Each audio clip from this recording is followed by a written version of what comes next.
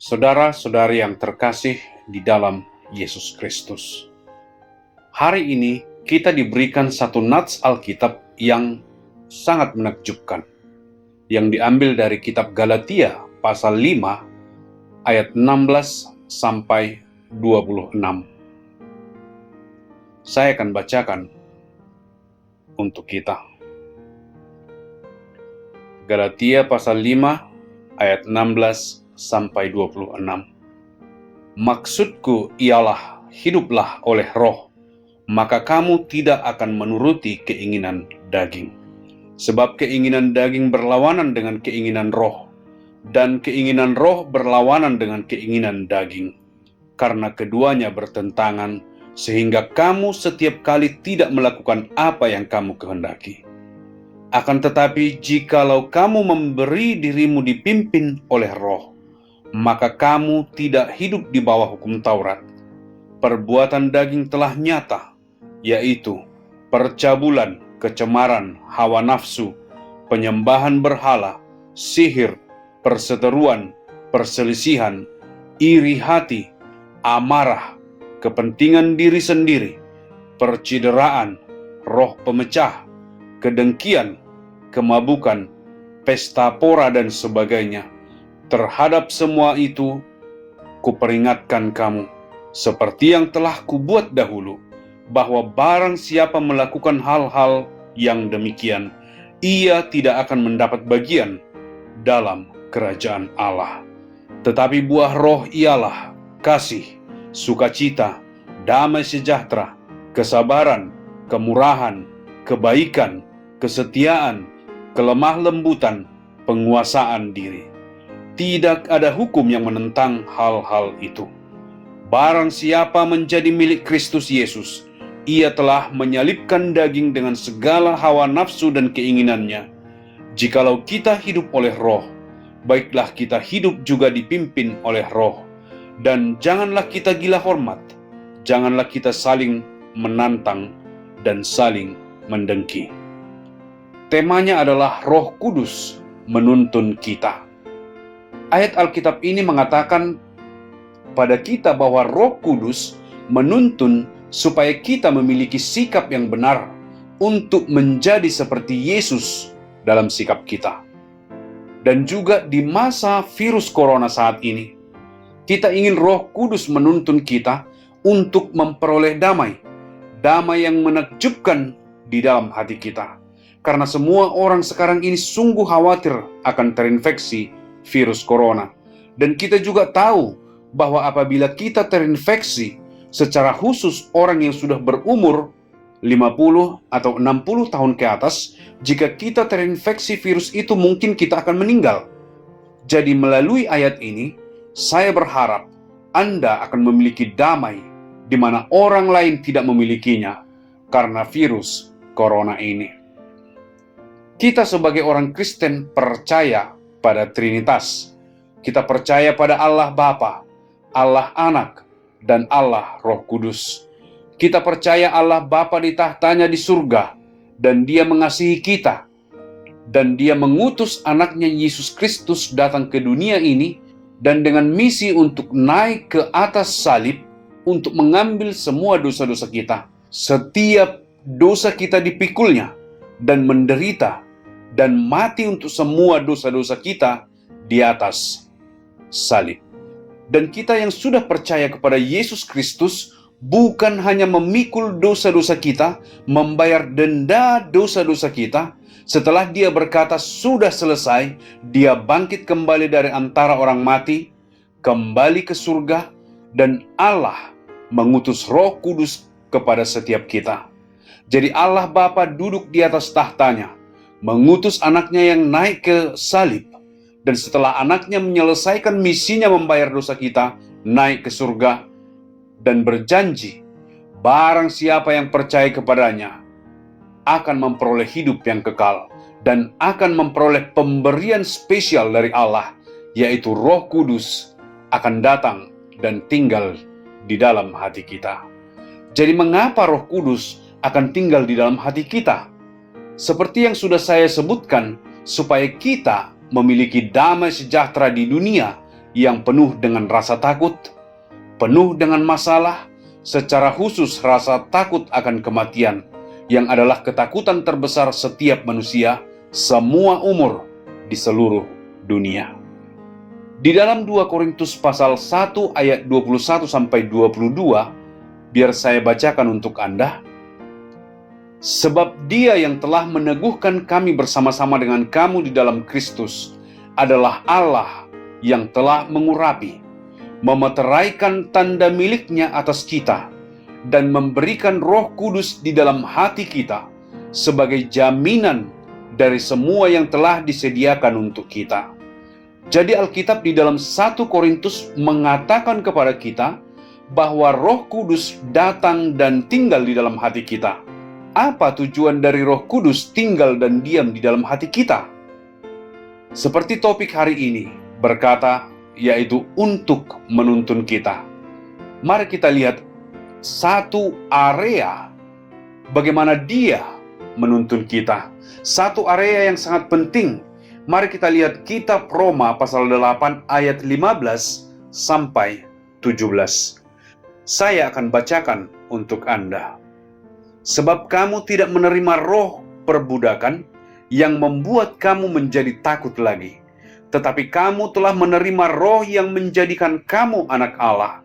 Oleh roh itu kita berseru, Ya Aba, Ya Bapa. Roh itu bersaksi bersama-sama dengan roh kita bahwa kita adalah anak-anak Allah. Dan jika kita adalah anak, maka kita juga adalah ahli waris. Maksudnya, orang-orang yang berhak menerima janji-janji Allah, yang akan menerimanya bersama-sama dengan Kristus, yaitu jika kita menderita bersama-sama dengan Dia, supaya kita juga dipermuliakan bersama-sama dengan Dia. Jadi, di nats ini mengatakan kepada kita bahwa Allah tidak memberikan kepada kita roh ketakutan.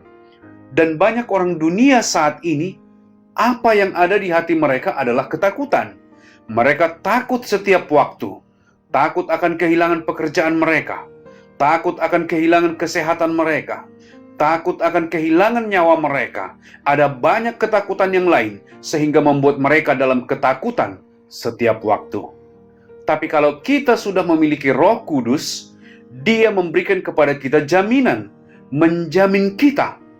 Apabila kita sudah sungguh menerima Yesus Kristus sebagai juru selamat secara pribadi, Anda sungguh sudah percaya kepadanya, Dia mati di atas kayu salib untuk semua dosa-dosa Anda, dosa Anda di masa lalu, dosa Anda di masa sekarang, dan dosa Anda di masa yang akan datang.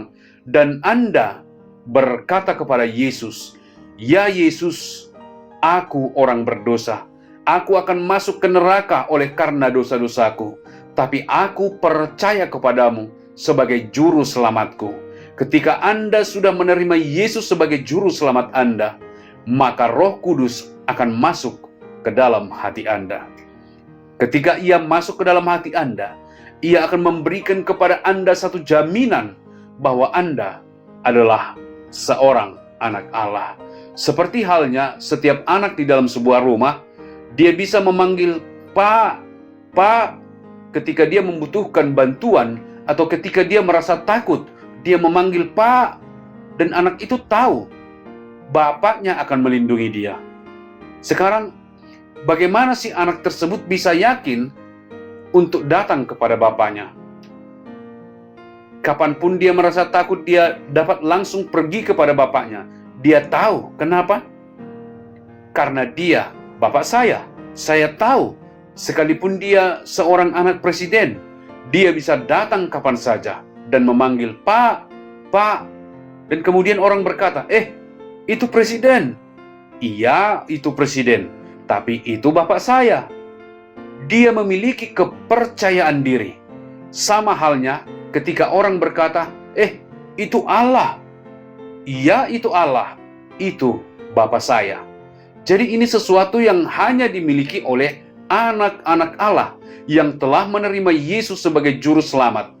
Kemudian Roh Kudus memberi jaminan di dalam hatinya, sehingga dapat berseru kepada Allah sebagai Bapa. Ada keyakinan teguh, karena saya anaknya, saya punya hak untuk memanggil dia Bapa. Agama lain tidak berani memanggil Allah itu Bapa. Mereka bilang, bagaimana mungkin kamu memanggil Allah itu Bapa? Tahu tidak Allah itu Maha Tinggi? Ya, saya tahu Allah itu Maha Tinggi, tapi Dia adalah Bapa saya. Bagaimana kamu tahu? Kenapa kamu sangat yakin? Siapa yang mengatakan hal itu kepada kamu? Roh Kudus di dalam hati saya mengatakan kepada saya hal itu. Dia memberikan jaminan kepada saya bahwa kapanpun saya bisa memanggilnya Allah Bapa. Dan saya tahu, saya adalah anaknya, dan apa yang dimilikinya adalah milik saya juga. Jadi apabila Anda sudah sungguh menerima Yesus sebagai juru selamat Anda, saya ingin mengatakan kepada Anda, seperti itulah keyakinan di dalam hati Anda. Bukan akan diri Anda sendiri, bukan karena Anda seorang Superman, super pintar, bukan, tetapi karena Roh Kudus yang mengatakannya kepada Anda akan hal itu. Bukan pikiran Anda yang mengatakan hal itu. Ketika Anda menerima Yesus, Roh Kudus di dalam hati Anda akan mengatakan hal itu. Dia menjamin hal itu. Anda akan memiliki keyakinan seperti itu, bukan roh ketakutan. Banyak orang yang tidak sungguh-sungguh menerima Yesus, orang-orang Kristen KTP, mereka akan berkata, saya tidak tahu apakah sungguh Allah itu adalah Bapa saya. Saya tidak tahu apakah saya ini sungguh anaknya. Tahu kenapa? Karena mereka tidak sungguh-sungguh percaya kepada Yesus sebagai juru selamat mereka. Jika Anda sudah menerima Yesus sebagai juru selamat, maka Anda akan memiliki Roh Kudus yang akan tinggal di dalam hati Anda. Dan jika Anda sudah memiliki Roh Kudus di dalam hati Anda akan memiliki keyakinan, bukan dari kepala, bukan dari apa yang dikatakan oleh pendeta kepada Anda. Anda memiliki keyakinan dari dalam hati Anda bahwa Anda adalah seorang anak Allah. Jadi apa yang menjadi milik Allah juga milik saya, karena saya anaknya. Selidikilah hati Anda. Apakah Anda yakin bahwa Allah itu Bapa Anda? Apabila Anda tidak yakin, saya ingin bertanya kepada Anda, sudahkah Anda menerima Yesus sebagai juru selamat Anda? Sudahkah Anda percaya bahwa di atas kayu salib, Yesus memikul semua dosa-dosa Anda? Apakah Anda percaya setelah Dia membayar semua dosa-dosa Anda, kemudian Dia bangkit dari kematian? Apakah Anda percaya jika Anda sudah menerima Yesus sebagai juru selamat secara pribadi, maka Anda tidak akan binasa, melainkan beroleh hidup yang kekal? Yohanes 3 ayat 16. Izinkan saya memberikan satu ayat lagi untuk Anda miliki, bahwa Roh Kudus dapat menuntun Anda untuk memiliki damai sejahtera di dalam hati. Mari kita lihat di dalam Yohanes pasal 14. Anda akan melihat ayat yang indah. Yohanes pasal 14 ayat 26 sampai 27. Ini adalah ayat-ayat yang harus Anda miliki pada masa virus corona ini. Yohanes pasal 14 ayat 26 sampai 27. Tetapi penghibur, yaitu Roh Kudus, yang akan diutus oleh Bapa dalam namaku, Dialah yang akan mengajarkan segala sesuatu kepadamu, dan akan mengingatkan kamu akan semua yang telah kukatakan kepadamu. Damai sejahtera kutinggalkan bagimu, damai sejahtera kuberikan kepadamu. Dan apa yang kuberikan tidak seperti yang diberikan oleh dunia kepadamu. Janganlah gelisah dan gentar hatimu. Alkitab mengatakan pada kita, apabila kita memiliki Roh Kudus, Ia akan mengajar kita akan banyak hal. Ia akan mengajar kita betapa indahnya salib itu. Ketika kita percaya kepada Yesus, pada awalnya mungkin tidak sebegitu jelas, tetapi Roh Kudus akan mengajar kita. Ya, di salib itu, Yesus membayar semuanya. Ya, di salib itu, Yesus membayar dosa masa lalu Anda. Bukan hanya dosa masa sekarang, dosa masa lalu, dosa masa sekarang, dan dosa masa yang akan datang, semuanya ini menjadi semakin jelas. karena Roh Kudus menuntun Anda, dan iman Anda akan semakin lebih kuat. Ia mengajar Anda hal-hal yang penting, secara khusus betapa sempurnanya karya Yesus di salib itu. Ketika kita mengetahui betapa indahnya keajaiban salib itu, di salib yang satu itu, satu juru selamat mengambil semua dosa-dosaku, dan kita percaya kepadanya sebagai juru selamat, maka sesuai dengan kitab Yohanes pasal 14, ia akan mengajar kita lebih dan lebih lagi mengenai salib itu. Akan semakin jelas dan semakin jelas lagi. Dan tahukah Anda apa hasilnya? Di ayat 27 dikatakan di sini. Yohanes pasal 14 ayat 27. Saya ingin Anda mengingat ini. Damai sejahtera kutinggalkan bagimu. Damai sejahteraku kuberikan kepadamu. Dan apa yang kuberikan tidak seperti yang diberikan oleh dunia kepadamu. Janganlah gelisah dan gentar hatimu. Wow! Di masa virus corona ini, kita membutuhkan damai seperti ini. Semua orang dalam ketakutan, semua orang menjadi gentar, tetapi kita akan memiliki damai sejahtera yang tidak akan dimiliki oleh dunia ini. Bahkan sekalipun Anda seorang presiden, ada banyak pengawal yang menjaga Anda untuk terhindar dari virus, masih tetap tidak memiliki damai, masih khawatir. Mungkin di salah seorang pengawal Anda ada virus itu. Mungkin istri Anda terkena virus itu. Atau mungkin orang yang memasak makanan untuk Anda yang sudah kena virus itu. Jadi Anda tidak bisa memiliki damai sejahtera di dunia ini. Tidak peduli seberapa tingginya kedudukan Anda, betapa terlindungnya Anda, tidak akan bisa memiliki damai yang sesungguhnya di dunia ini. Ada terlalu banyak masalah. Tapi jika Anda sudah memiliki Roh Kudus di dalam Anda akan memiliki damai. Damai yang sangat menakjubkan. Karena Anda tahu masa depan Anda sudah dijamin. Apapun yang terjadi kepada Anda akan pulang ke rumah untuk bersama dengan Allah Bapa, ke dalam pelukan Allah Bapa. Inilah damai sejahtera yang tidak dimiliki oleh dunia ini. Tetapi setiap orang yang sungguh sudah menerima Yesus sebagai juru selamat secara pribadi, bukan Kristen KTP, tapi orang Kristen yang sudah dilahirkan kembali, akan memiliki damai sejahtera ini. Kiranya Anda memiliki damai sejahtera ini.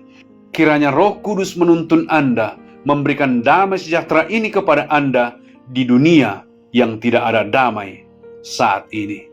Tuhan memberkati Anda.